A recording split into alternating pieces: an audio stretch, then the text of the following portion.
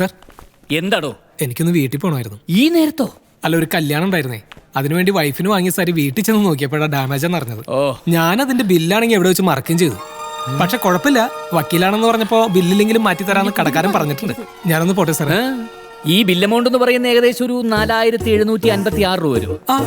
എങ്ങനെ മനസ്സിലായി? മനസ്സിലായി, നല്ലോണം മനസ്സിലായി. വന്നോളൂ, എല്ലാരും വന്നോളൂ. നീ ഇതെവിടേക്കാ പോണേ? നടക്കും മനുഷ്യ.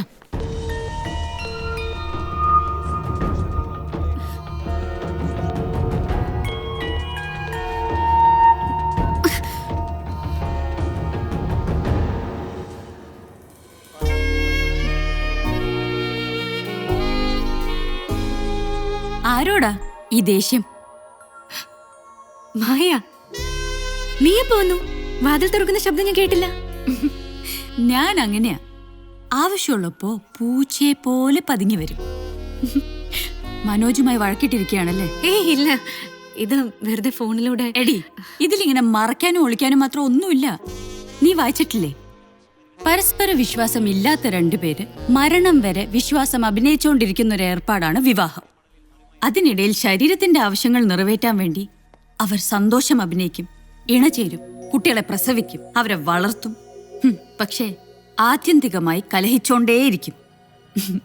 എന്നെ പോലെ ബുദ്ധിയുള്ള പെണ്ണുങ്ങൾ അഭിനയം മടുക്കുമ്പോ കൂടുതൽ കാലം ആ കലാപരിപാടിക്ക് നിന്നു കൊടുക്കാതെ ഇറങ്ങിപ്പോരും സ്വന്തം ജീവിതത്തിലേക്ക്. അപ്പൊ നീ ലീഗലി ഡിവോഴ്സ് ആയില്ല. ഈ ആണുങ്ങൾ പറഞ്ഞിറക്കുന്ന ഒരു ചീപ്പ് കോമഡി കേട്ടിട്ടില്ലേ? വല്ലപ്പോഴും ഒരു ചായ കുടിക്കാൻ എന്തിനാ ഒരു തേയിലത്തോട്ടം വാങ്ങിയിടുന്നതെന്ന്. ഇടയ്ക്കൊക്കെ ആ തമാശ നമ്മൾ പെണ്ണുങ്ങളും പറയണ്ടേ? നിനക്കെന്താ കുടിക്കാൻ? ഒന്നും വേണ്ട, ആദ്യം നിന്റെ വീടൊന്ന് കാണട്ടെ. അതാ എന്റെ മുറി, ഓൺ റൂം, എന്റേത് മാത്രമായ ഒരു ലോകം. ഇപ്പോൾ കിട്ടിയ ഒരു പ്രധാനപ്പെട്ട വാർത്തയിലേക്ക്. പ്രമാദമായ വിലാസിനി കൊലക്കേസിലെ പ്രതി രാജൻ തനിക്ക് വേണ്ടി കോടതിയിൽ ഹാജരായ അഡ്വക്കേറ്റ് മനോജ് കുമാറിനെ കോടതി മുറ്റത്ത് വെച്ച് കയ്യേറ്റം ചെയ്യാൻ ശ്രമിച്ചു. കൂടുതൽ വാർത്തകളുമായി ഞങ്ങളുടെ പ്രതിനിധി സുസ്മേഷ് ചേരുന്നു. സുസ്മേഷ്, എന്താണ് ഉണ്ടായത്? പ്രജോദ്, ഇന്ന് രാവിലെ 11 മണിയോടുകൂടിയാണ് പ്രമാദമായ വിലാസിനി കൊലക്കേസ് വിചാരണ ആരംഭിച്ചത്. രാജന് വേണ്ടി ഹാജരായ അഡ്വക്കേറ്റ് മനോജ് കുമാർ പ്രോസിക്യൂഷന്റെ വിസ്താരത്തിന് ശേഷം ക്രോസ് നടത്തവേ പ്രോസിക്യൂഷനെ സഹായിക്കും വിധം ചോദ്യങ്ങൾ ചോദിക്കുകയും അത് പ്രതി രാജനെതിരെയുള്ള പ്രധാന തെളിവായി കോടതി അംഗീകരിക്കുകയുമായിരുന്നു. പിന്നീട് ജയിലിലേക്ക് കൊണ്ടുപോകാനായി രാജനെ വാനിനടുത്തേക്ക് കൊണ്ടുപോകുമ്പോഴാണ് നാടകീയമായ സംഭവവികാസങ്ങൾ ഉണ്ടായത്. പ്രജോദ്, ഇപ്പോൾ സംഭവത്തിനോടുള്ള തന്റെ പ്രതികരണവുമായി അഡ്വക്കേറ്റ് മനോജ് കുമാർ ലൈനിലുണ്ട്. ശ്രീ മനോജ്, എന്താണ് യഥാർത്ഥത്തിൽ സംഭവിച്ചത്? പ്രശ്നങ്ങളൊന്നുമില്ല. ജാമ്യം ഒരുപാട് ആഗ്രഹിച്ചിരുന്ന ഒരു പ്രതി പെട്ടെന്ന് ജാമ്യം നിഷേധിച്ചപ്പോൾ ഉണ്ടായ ഒരു മാനസിക അസ്വസ്ഥത.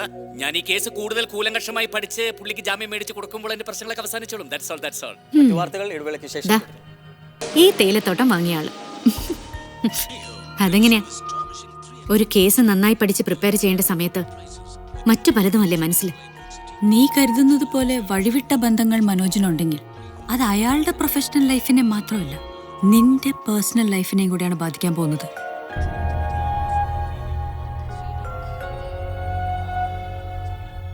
ഇതൊന്നും അല്ല അച്ഛാ. വീട്ടിൽ നിന്ന് പോരുമ്പോ ഒരു കുഴപ്പമില്ലാതെ എന്നെ യാത്രയാക്കിയതല്ലേ ഭാവന. ഞാൻ അവിടെ ചെന്ന് ഓഫീസിൽ കയറിയ വഴിക്ക് ഫോൺ വിളി തുടങ്ങി. പിന്നെ ഫോൺ വിളിച്ച് ചുമ്മാ അങ്ങോട്ട് ചീത്ത പറയാന്ന് വെച്ചാ കോടതിക്ക് അകത്ത് കയറിയപ്പോഴും ഇത് തന്നെ സ്ഥിതി. മനുഷ്യനാകെ വട്ട് പിടിച്ച് നിൽക്കുമ്പോൾ ക്രോസ് വിസ്താരത്തിനകത്തേക്ക് വിളിച്ചത്. ഈ കുട്ടി ഇങ്ങനൊക്കെ ചിന്തിച്ചുണ്ടാക്കാനുള്ള കാരണം മനസ്സിലാകുന്നില്ലല്ലോ ഈശ്വര. അപ്പൊ അമ്മയും മോനും പറയണത് ഇതെല്ലാം ഭാവനയുടെ വെറും ഭാവന അല്ലേ? അവള് സങ്കല്പിച്ചുണ്ടാക്കുന്നത്. എങ്കിൽ പിന്നെ ഒരു സൈക്കാട്രിസ്റ്റിനെ കാണിക്കും നീ നിന്റെ ഭാര്യയെ. അവൾക്ക് എന്താ രോഗം അയാൾ തീരുമാനിക്കട്ടെ. സത്യം, ഞാനും അത് ആലോചിച്ചതാ.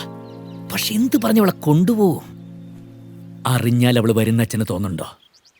തണ്ടപ്പേ രജിസ്റ്ററിൽ പുറവകയും വയലുമായി കിടക്കുന്ന ഭൂമി കാണവും ജന്മവുമാക്കി മാറ്റിമറിച്ച് വിറ്റ് കാശുണ്ടാക്കുന്നവനല്ലേ നീ. അത്രയും കുബുദ്ധി ഇതിനു വേണ്ടി വരില്ല. നിങ്ങൾ എന്തുവാ മനുഷ്യ ഇത്? ഒരുമാതിരി എതിർ കക്ഷിയോട് സംസാരിക്കുന്ന പോലെ. എനിക്ക് നിന്റെ മകനെ ഇനിയും പൂർണ്ണമായി വിശ്വാസം വരാത്തതുകൊണ്ട്. നിന്റെ ഭാര്യ പറഞ്ഞത് നുണയാണെന്ന് തെളിയിക്കാൻ എനിക്ക് നിന്റെ അഫിഡവിറ്റ് മാത്രം പോരാ മനോജേ. അത് ബോധ്യം വരാനുള്ള തെളിവുകളായിട്ട് വാ. അപ്പൊ നിക്കാൻ ഞാൻ നിന്റെ കൂടെ. അവൻ മനസ്സൊന്ന് പറഞ്ഞു തന്നെയാ, നുണയൊന്നും അല്ല, എനിക്കുറപ്പാ. ആയിരിക്കാം, പക്ഷെ നമ്മുടെ മോന് നമ്മളുണ്ട്. നമ്മളും അവനും അല്ലാതെ സ്വന്തമെന്ന് പറയാൻ ആ കുട്ടിക്ക് വേറെ ആരുമില്ല. അപ്പൊ നമ്മൾ ഇവനെ സപ്പോർട്ട് ചെയ്താൽ തനിക്ക് ആരുമില്ല എന്നൊരു തോന്നല് ആ കുട്ടിക്ക് ഉണ്ടാവും. അത് പാടില്ല. ഇന്നെന്താ പ്രത്യേകിച്ച്? വാ, വന്നിരിക്കും പറയാം. മായ ഓർമ്മയില്ലേ? നമ്മുടെ കല്യാണത്തിന് വന്നിരുന്നു. ബെസ്റ്റ്. നമ്മുടെ കല്യാണത്തിന് ആരൊക്കെ വന്നിരിക്കുന്നു? അവരെയൊക്കെ ഓർത്തിരിക്കാൻ പറ്റുമോ? ഇത് അങ്ങനെ ഒരാളല്ല. ഞാൻ എപ്പോഴും അവളെ പറ്റി മനോജിനോട് പറയാറുണ്ട്. മനോജിന് ഓർമ്മയില്ലാഞ്ഞിട്ടാ. എന്റെ കൂടെ ഹോസ്റ്റലിൽ ഉണ്ടായിരുന്ന മായ. ശരി ശരി, പറഞ്ഞിട്ടുണ്ടാവും. നീ കാര്യം പറ. അവളിപ്പോ ഈ ഫ്ലാറ്റിലെ താമസം. ഇതിനകത്തോ? മോളില് പുതിയ താമസക്കാര് വന്നില്ലേ, ഒരു അച്ഛനും മോളും, അതവരാ. ആണോ? ആ, ഇന്നവളെന്നെ കാണാൻ വന്നിരുന്നു. ഞങ്ങള് കൊറേ സംസാരിച്ചു. ഞാൻ ശരിക്കും റിലാക്സ്ഡ് ആയി. പണ്ടേ അങ്ങനെ അവളോട് സംസാരിച്ചാ നമ്മൾ ശരിക്കും വേറൊരാളാവും. അവള് പോയപ്പോ എനിക്ക് കുക്ക് ചെയ്യാൻ ഒരു മൂഡ് തോന്നി. അതാ ഇങ്ങനെ. അവളോട് ഞാൻ നമ്മുടെ കാര്യങ്ങളെല്ലാം പറഞ്ഞു. എന്നുവെച്ചാ നമുക്കിടയിലുള്ള മുഴുവൻ പ്രശ്നങ്ങളും.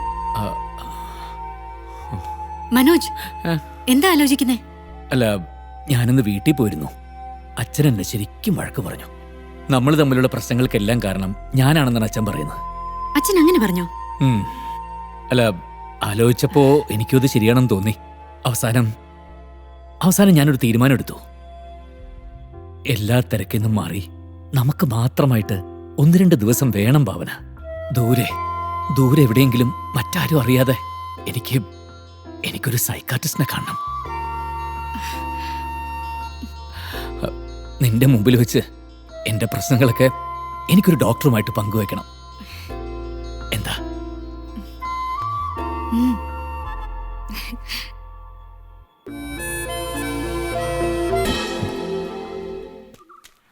ഇതെന്താ ഇവിടെ?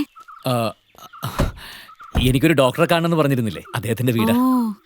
മനോജിന് ഈ ഡോക്ടറിനെ എങ്ങനെ പരിചയം? എനിക്കല്ല, അച്ഛന്. പണ്ട് ഈ ഡോക്ടറുടെ കേസ് നടത്തിയത് അച്ഛനായിരുന്നേ. വാ. നമുക്ക് ഒരുമിച്ചിട്ട് സംസാരിക്കണോ അതോ? ഒരുമിച്ച് തന്നെ സംസാരിക്കാം ഡോക്ടർ. ഞാൻ മനസ്സിലാക്കിയെടുത്തോളം ഭാവന സ്വന്തമായ ഒരു ലോകത്താണ്. ആ ലോകത്തേക്ക് കടക്കാൻ ഭാവന ആരെ അനുവദിക്കുന്നുമില്ല. അവിടെ ഇരുന്ന് നോക്കുമ്പോൾ മനോജിന് ഒരുപാട് ബന്ധങ്ങളുണ്ടെന്ന് ഭാവന സംശയിക്കുന്നു. Am I right? അങ്ങനെ ചില തോന്നലുകൾ ഉണ്ടാവുന്നതിന് മുമ്പ്, മനോജ് ഭാവനയെ ഒളിപ്പിച്ച് ചില കാര്യങ്ങൾ ചെയ്യുന്നു എന്ന തോന്നൽ ഉണ്ടാവുന്നതിന് മുമ്പ് ഫിസിക്കലായി എന്തെങ്കിലും അനുഭവപ്പെടാറുണ്ടോ? ദാറ്റ് മീൻസ് കടുത്ത തലവേദനയോ തലപ്പെരുക്കലോ ഒരുതരം ഭയമോ? അപ്പോ ഇവിടെ കൊണ്ടെത്തിക്കാനായിരുന്നു ഈ ഔട്ടിങ്ങും ആഘോഷങ്ങളും ഒക്കെ. ഭാവന, ഞാൻ ഉദ്ദേശിച്ചത് എന്താ? ഒരു സൈക്കാട്രിസ്റ്റിനെ കാണിക്കാനായിരുന്നെങ്കിൽ എന്നോട് നേരിട്ട് പറയാമായിരുന്നു. ഈ നാടകത്തിന്റെ ആവശ്യമില്ലായിരുന്നു. You are a brilliant actor. ഞാൻ ഭാവനയെ ഒരു രോഗിയായി കണ്ടല്ല ഇപ്പൊ സംസാരിച്ചത്. ഡോക്ടർ പ്ലീസ്, നിങ്ങളോടുള്ള എന്റെ എല്ലാ വിശ്വാസവും ഇതോടെ തീർന്നു. നിങ്ങളൊരു സൂത്രക്കാരനായ കുറുക്കനാണെന്ന് എനിക്ക് അറിയാമായിരുന്നു. പക്ഷെ ഒരു ചതിയനാണെന്ന് ഇപ്പോഴാണ് മനസ്സിലായത്. Real cheat. Bhavana please.